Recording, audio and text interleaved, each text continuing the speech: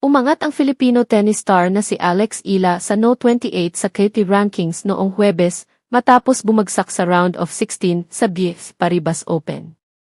Ang 20-year-old na si Ila, seeded 31st, ay nakakuha ng $105,720,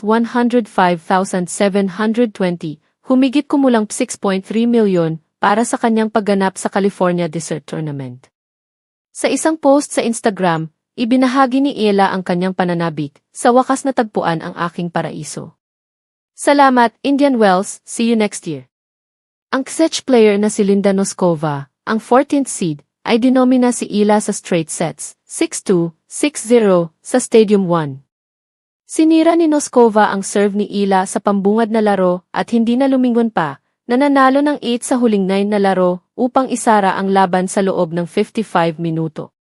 Susunod na makikipaglaban ng tennis si Alex Ila sa Miami Open kung saan siya nakilala ng madami.